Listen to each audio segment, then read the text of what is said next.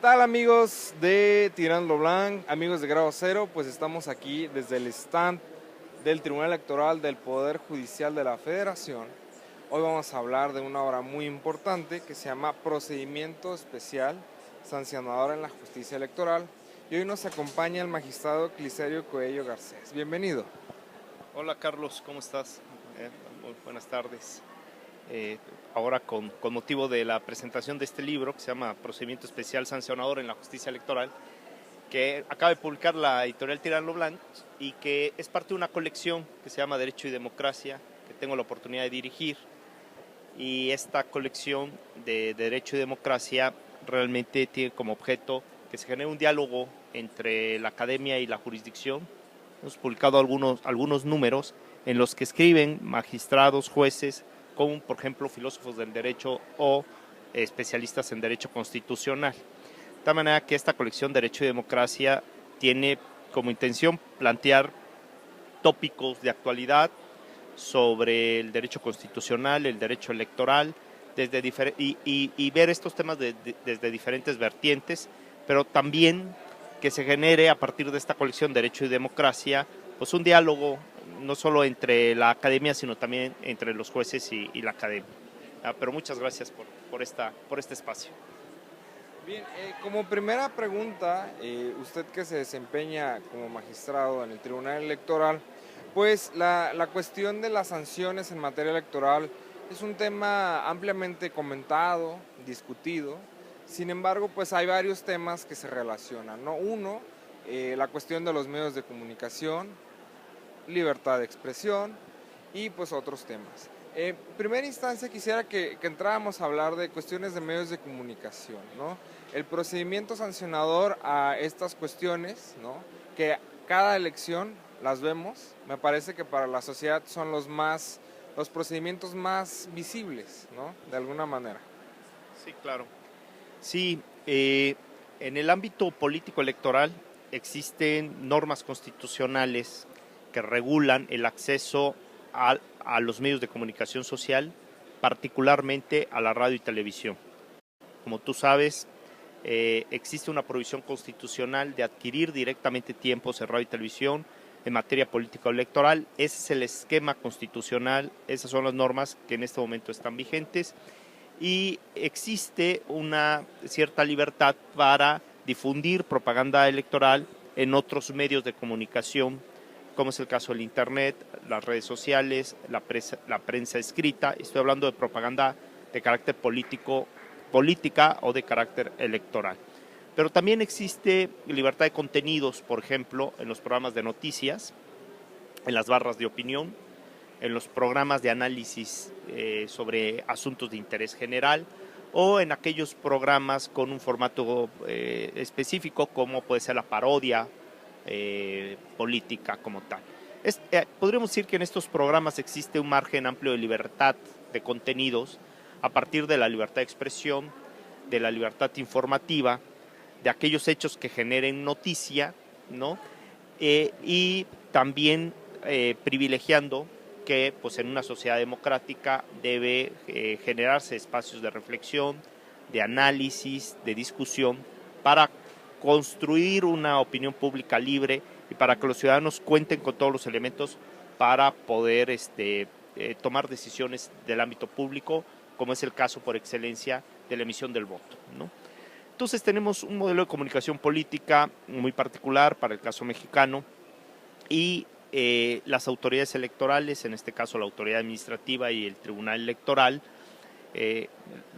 tienen determinadas competencias en relación al modelo de comunicación política. El Instituto Nacional Electoral es el administrador único en los tiempos en radio y televisión y también lleva a cabo la fase de instrucción de las denuncias o la fase de investigación de las denuncias.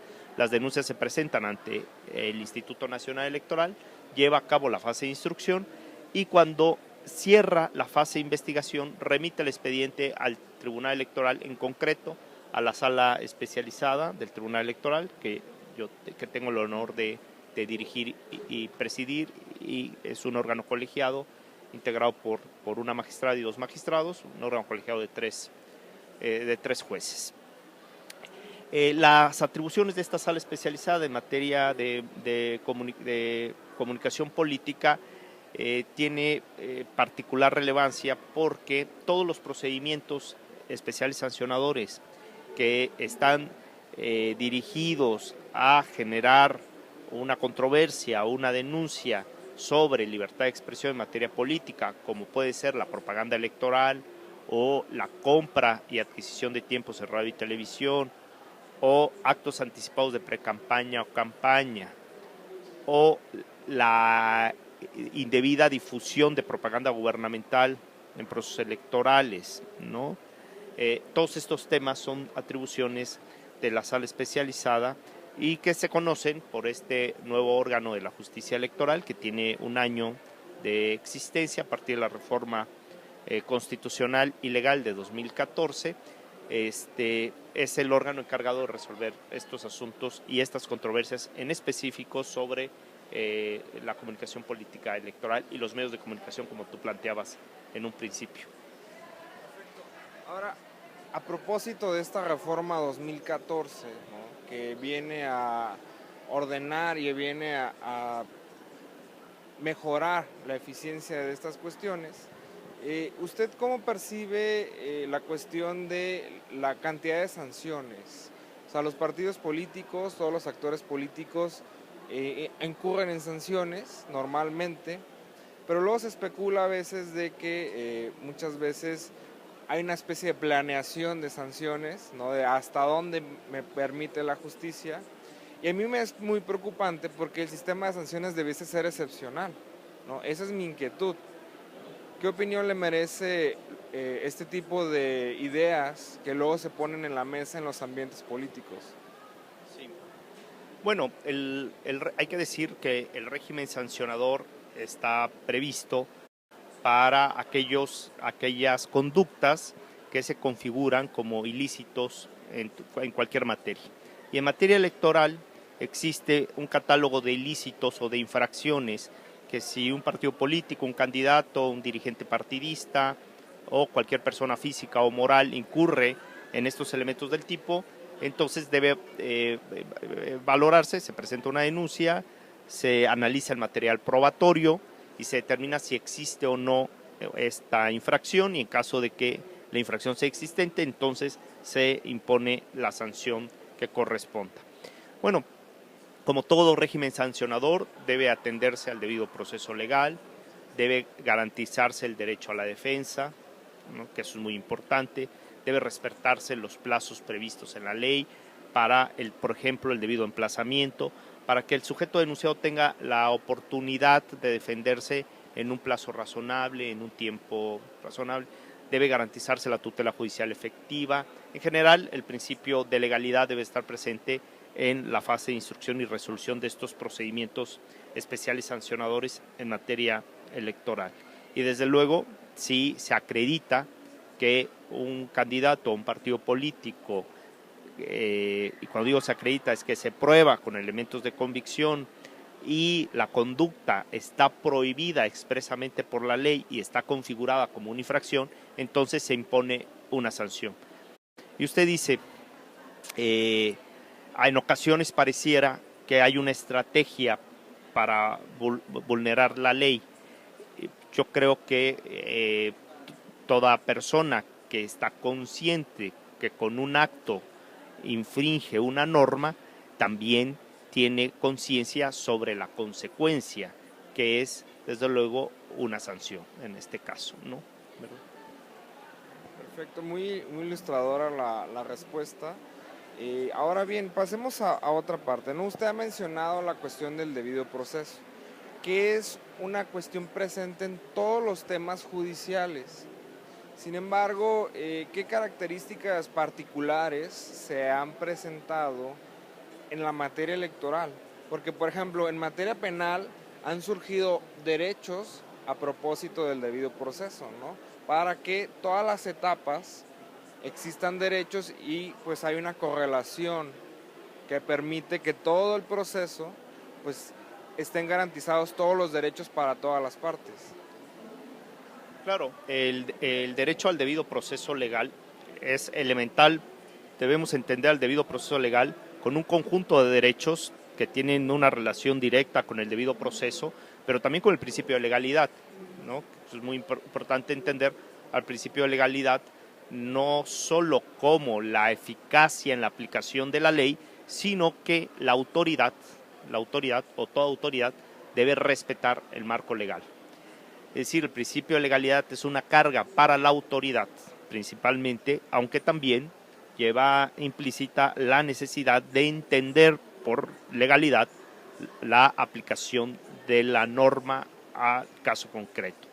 Pero cuando la autoridad se constriñe a lo establecido por la ley, cuando entendemos desde una perspectiva democrática el Estado de Derecho, que es el Estado dentro del marco del derecho, es decir, el Estado constreñido por las normas, por el derecho, limitado, acotado en su actuación, cuando trasladamos esto al debido proceso, debemos entender que la autoridad encargada de llevar a cabo la instrucción o el procedimiento debe respetar las formalidades y sobre todo los derechos fundamentales de las partes. Y aquellos derechos que tienen vinculación con el proceso de manera directa, el derecho a la defensa, ¿no?, la garantía de audiencia, la tutela judicial efectiva, el acceso a la justicia, ¿no?, la impartición de una justicia pronta y expedita y sobre todo dar cumplimiento con el principio de legalidad de que todos los actos deben estar fundados y motivados. Si nosotros entendemos este cúmulo de derechos como parte del debido proceso, ¿no?, debemos entonces entender que la autoridad en el ejercicio de su función es respetuosa de los derechos constitucionales, de los derechos fundamentales y también de las reglas y de los plazos previstos para estos efectos. También debemos entender al debido proceso no solo desde la perspectiva eminentemente jurisdiccional, sino el debido proceso para la autoridad es el debido actuar de la autoridad. Y por eso digo que el debido proceso también tiene una relación importante con el principio de legalidad y con esta concepción que debemos de tener del Estado de Derecho democrático, que es el Estado dentro del derecho. Es verdad que las personas de alguna manera también tienen que observar y respetar las leyes, pero el Estado de Derecho principalmente lo debemos de entender como la autoridad ejerciendo sus funciones en el marco establecido por la ley, ¿no? Sí, bien, ahora avanzando en la conversación, pues también está presente la reforma de derechos humanos, ¿no?, que viene a ampliar, ¿no?, viene a definir algunas cosas que estaban pendientes y sin embargo, pues en la materia electoral ha sido siempre una materia vanguardista. O sea, hay sentencias muy importantes antes de pronunciamientos de otros tribunales. Entonces yo quisiera que nos comentara brevemente cuáles son los casos que usted considera como más relevantes de la justicia electoral que hayan sido aportación a los derechos humanos.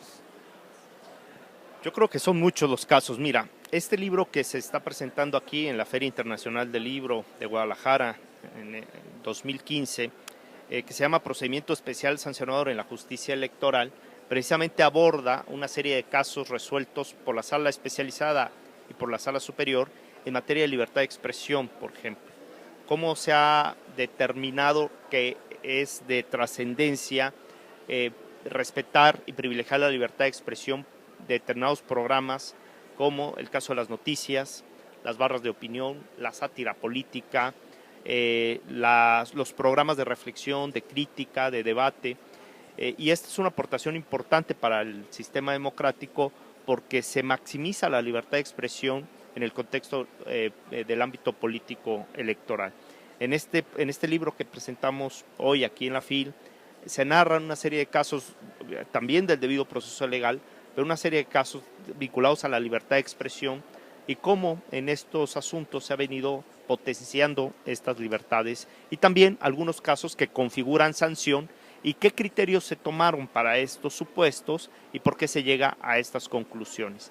Ahora, el Tribunal Electoral, la Sala Superior y las salas regionales del Tribunal Electoral han emitido sentencias paradigmáticas que han contribuido con creces a la consolidación de los derechos fundamentales en México. Yo podría abordar al menos tres líneas sobre estos tópicos. El primero es en materia de género. La Sala Superior ha generado una serie de sentencias para que se dé cumplimiento al principio de equidad de género a partir de una serie de sentencias que incluso han motivado, a partir de estas decisiones, reformas constitucionales y legales, y al día de hoy está en el texto constitucional el principio de paridad de género en la presentación de las candidaturas. Creo que esa ha sido una línea muy importante, que a partir de sentencias y de criterios se ha logrado integraciones, no solamente de la postulación de candidaturas con equidad de género, sino en algunos casos también revisar de qué manera se integran estos órganos con las listas de representación proporcional a nivel municipal, a nivel de los congresos locales y de la legislatura federal.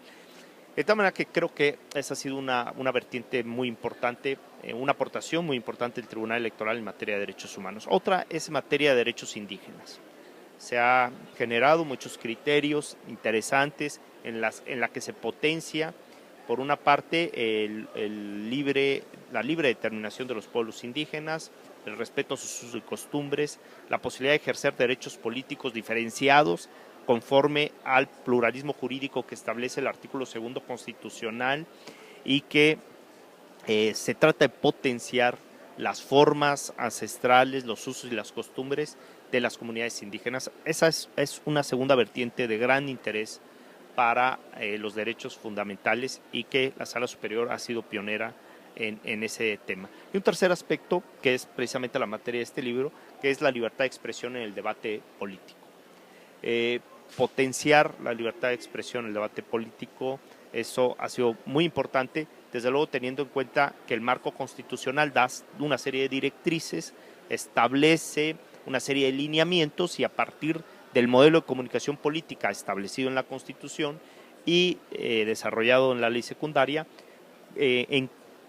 se ha establecido a través de criterios interpretativos cuáles son los ámbitos donde se puede potenciar estas libertades de expresión en materia política para generar una opinión pública libre, para que la ciudadanía cuente con mayores elementos para tomar decisiones en el ámbito público, bajo la idea de que difícilmente podemos hablar de un sistema democrático si no existe un ejercicio eficaz de libertades políticas principalmente, y sin que exista mecanismos de tutela, de protección o de garantía o de amparo de estos derechos, como es el caso de los derechos político-electorales. Pues, agradezco mucho yo esta conversación con usted, debido a que pues, la obra es muy interesante, y la verdad que la justicia electoral nos ha dado muchas lecciones positivas para la configuración de este Estado constitucional de derecho, y pues yo espero que podamos seguir viendo más producción académica, ¿no? El país tiene unos años muy cambiantes, de mucha discusión, de ir mejorando muchas cosas, y una gran forma de contribuir, pues, además de impartir justicia, es poner esas reflexiones en una obra. Sí, claro, yo también estoy convencido y coincido contigo, Carlos, que la jurisdicción también tiene que difundir sus criterios interpretativos, hacerlos a través de este tipo de vías, como puede ser la publicación de libros, es una de las vías, pero el tribunal también difunde su quehacer institucional a través de las redes sociales, a través de las páginas de internet, a través de aplicaciones que se pueden descargar en los teléfonos celulares, es decir, hay muchas vertientes por las cuales se puede difundir, pero desde luego el hacerlo a través de la doctrina, con criterios, ¿no? A partir de casos, eso es aportar, ¿no? al debate doctrinal, pues desde luego siempre es positivo, y desde luego esperemos que sigamos en esa ruta, ¿verdad? Nuevamente mi agradecimiento, y pues amigos que nos ven en internet, pues muchas gracias por escuchar esta conversación, y sin duda pues el libro Procedimiento Especial Sancionador en la Justicia Electoral, pues esperamos que sea de mucha utilidad.